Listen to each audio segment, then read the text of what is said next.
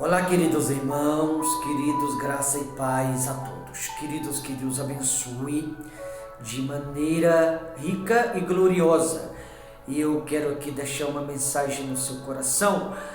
Você vai ver que infelizmente há muitas pessoas que elas até estão na presença de Deus. Não é que Deus condena ou julga alguém, viu, irmãos? Mas há muitas pessoas que elas estão na presença de Deus e os próprios feitos da parte de determinadas pessoas tem tornado alguns refém e muitas pessoas não têm se dado conta. Por isso eu pediria alguns minutos da sua atenção, tenho certeza que vai valer a pena. Livro de Oséias, capítulo 7, versículo 2, diz assim: Não dizem no seu coração que eu me lembro de toda a sua maldade? Agora, pois, os seus próprios feitos cercam, acham-se diante da minha face.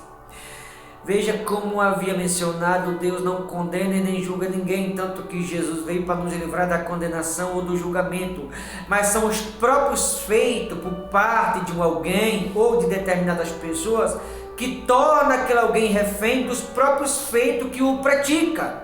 São feitos aos quais Deus não aprova, ou determinadas coisas que um alguém não tem aprovação do Todo-Poderoso. São essas coisas que tornam alguém refém ou escravo daquilo que determinadas pessoas fazem na presença de Deus.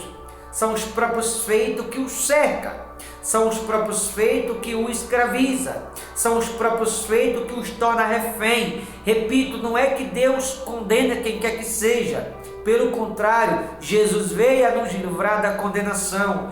Só que tem pessoas que é como se elas se condenassem, porque muitas pessoas elas sabem que há certas coisas que Deus não aceita. Há certas coisas que Deus se aborrece. Há certas coisas que Deus se desagrada. E mesmo algumas pessoas sabendo, elas fazem, elas praticam, elas realizam ou elas cometem, se tornando refém da situação que elas próprias a praticaram.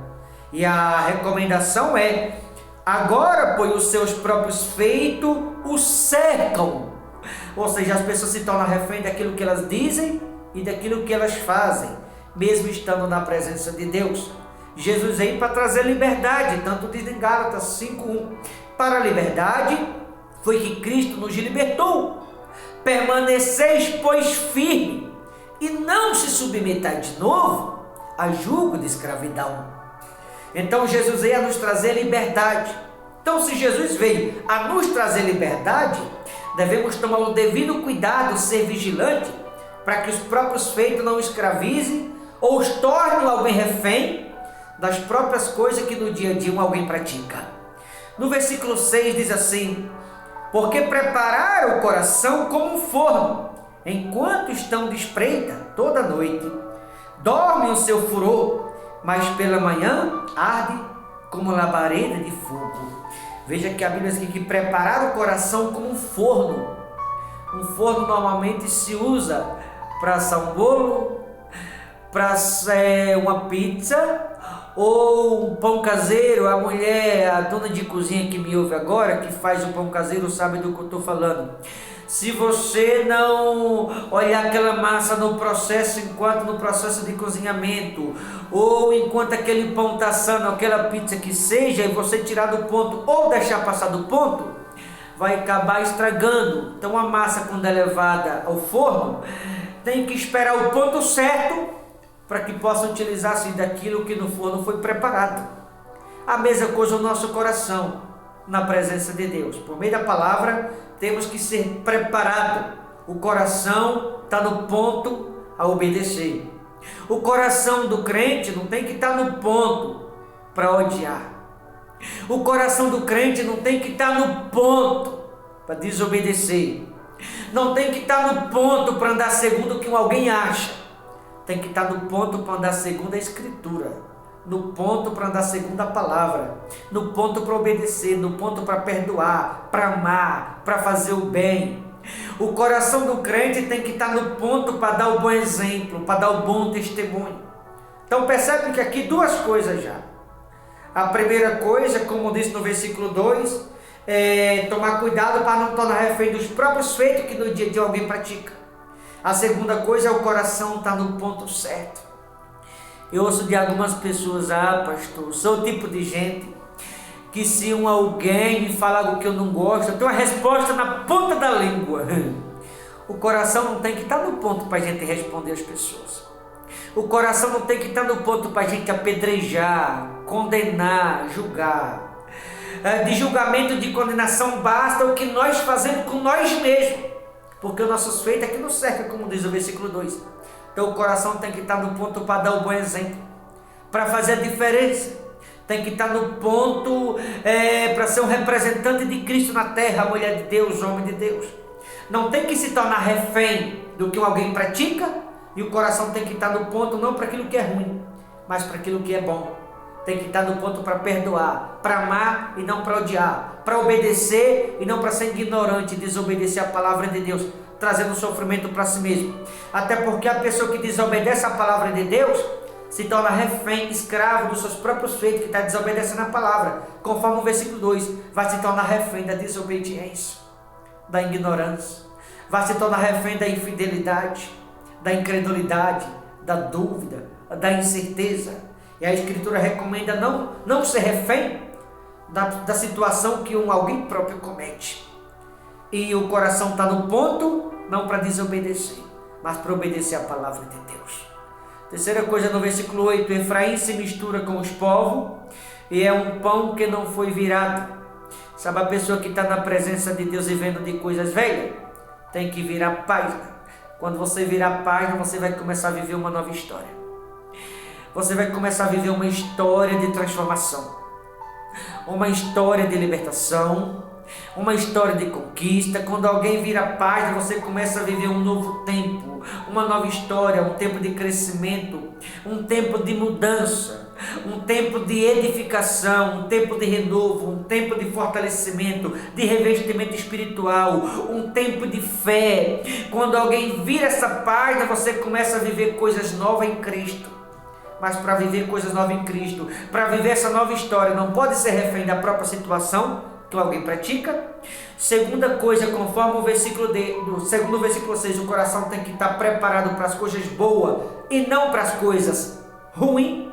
Terceira coisa, tem que virar a página para viver uma nova história e não continuar vivendo de coisas velhas, sempre as mesmas coisas, vivendo sempre as mesmas histórias, como o velho brasileiro, as coisas antigas, as histórias antigas, vivendo uma história de dor, uma história de dúvida, uma história de ignorância, uma história de sofrimento, de humilhação, uma história de amargura, de aflição, de depressão, como tanta gente está vivendo.